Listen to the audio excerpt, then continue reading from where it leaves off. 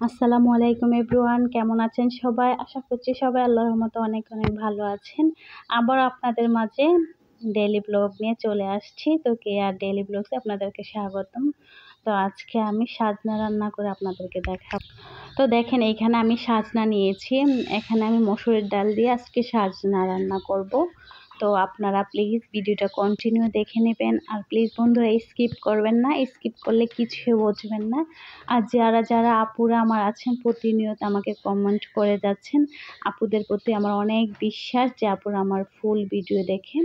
তো আমার অনেক অনেক ভালোবাসা রইল আপুদের জন্য। তো দেখেন এখানে আমি সাজনা নিয়েছি। আর বিশেষ করে আমার সাজনা কিন্তু বাংলাদেশে খাওয়া হয় না। তো দেখেন এইভাবে আমি সাজনাগুলো কেটে নিয়েছি। তো এখন এগুলো আমি ভালো করে ধুয়ে নিব। আর আমাদের কুমিল্লাতে কিন্তু সাজনা বেশি একটা নেই, কারণ আমি সাজনা কখনো দেখি নাই।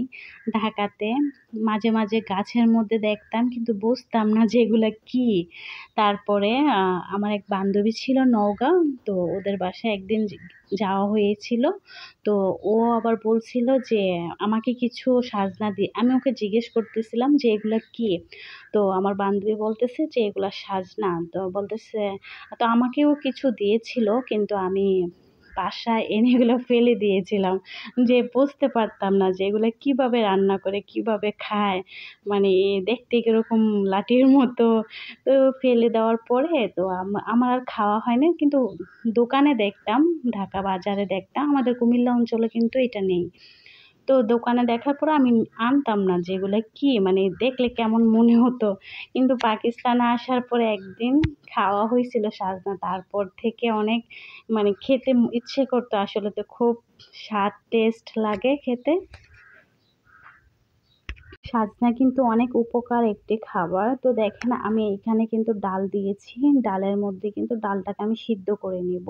তো এখানে আমি লবণ দিয়েছিলাম। তো এখানে দেখেন আমি হলুদ, পরিমাণ মতো হলুদ দিয়ে দিয়েছি। তো পেঁয়াজ কুচি ডালের মধ্যে দিয়ে দিয়েছি। এখন আমি সামান্য পরিমাণ রসুন বাটা দিয়ে দেব। তো দেখেন এই যে আমি রসুন বাটা দিয়ে দিয়েছিলাম।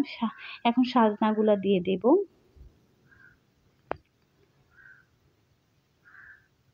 আপনারা কিন্তু সাজনা যে কোনো মাছ দিয়ে রান্না করতে পারেন। আর বেশিরভাগ ক্ষেত্রে কিন্তু আমার মনে হচ্ছে যে সাজনাটা ডাল দিয়ে রান্না করলেই খেতে ভালো লাগে। তো এই যে দেখেন আমি এখন রসুন বাটাটা দিয়েছি। তো আপনারা এভাবে আমি যেভাবে রান্না করতেছি, আপুরা সবাই জানি ভালো রান্না করতে পারেন। তো জানি সবাই ভালো রান্না করতে পারেন, তারপরেও আপনাদেরকে বলছি। তো এখানে দেখেন ১ চা চামচ আমি ল ধনিয়ার গুঁড়া এবং ১ চা চামচ আমি মরিচের গুঁড়া দিয়ে দিলাম। অনেক আপুরা দেখি ইউটিউবে অনেক সুন্দর সুন্দর ভিডিও আপলোড করেন, আসলে আপনাদের মতো এত সুন্দর ভিডিও আপলোড করতে পারি না, সেই জন্য হয়তো বা ভিডিও ভাইরাল হয় না। তো প্লিজ আমাকে একটু সাপোর্ট করবেন, লাইক দিয়ে দিবেন আমার ভিডিওটা ভাইরাল হওয়ার জন্য।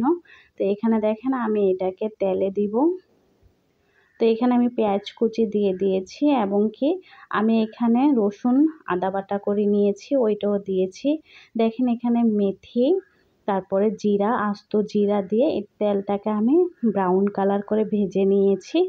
এখন আমি সাজনার মধ্যে এটা দিয়ে দিব। তো আসলে রান্নাটা কিন্তু খুবই সুস্বাদু হয়েছিল। আমিও খেয়েছি, আমার বাচ্চারাও খেয়েছে, এবং কি আমার হাজব্যান্ডও পছন্দ করেছে। আমার হাজব্যান্ড কিন্তু একটু খানা নিয়ে একটু নাটক করে, যদি খানা ভালো না হলে তাহলে খেতে চায় না। তো এই আর কি আপনাদের মাঝে শেয়ার করলাম আজকে আমার সাজনা রান্না। তো আশা করছি আপনারা বন্ধুরা স্কিপ না করে আমার সম্পূর্ণ ভিডিওটা আপনারা দেখে নিয়েছেন। আর এখানে দেখেন আমি উপর দিক দিয়ে ধনিয়া পাতা এভাবে ছড়িয়ে ছিটিয়ে দিয়েছি। তো আপনারা চাইলে ধনিয়া পাতা যদি না থাকে তাহলে নাও দিতে পারেন। আর ধনিয়া পাতা দিলে ফ্লেভারটা ভালো আসে, এটা সবাই জানেন। তো মাশাআল্লাহ দেখুন সিদ্ধ হয়ে গেছে, রান্নাটাও হয়ে গিয়েছে। তো এখন আমি নামিয়ে নিব। দেখেন বন্ধুরা হয়ে গিয়েছে। তো আপনাদেরকে আমি সার্ভ করে দেখাবো আমার সাজনা রান্নাটা কেমন হয়েছে। আর আমার রান্নাটা কেমন হয়েছে আপনারা কিন্তু অবশ্যই আমাকে জানাবেন কমেন্টের মাধ্যমে। আপনাদের একটা কমেন্টই কিন্তু আমার ভিডিও জাগার উৎসাহ জাগে। তো সবাই ভালো থাকবেন, সবাই সুস্থ থাকবেন, সবার জন্য দোয়া রইল। সবার যেন আল্লাহ তাআলা সবার মনের আশা পূর্ণ করে। সবাই যেহেতু একটা ইউটিউবে আসছে, কাজ করার জন্য। তো সবাই ভালো থাকবেন, সবাই সুস্থ থাকবেন। আসসালামু আলাইকুম রহমতুল্লাহি ওয়া বারাকাতুহু।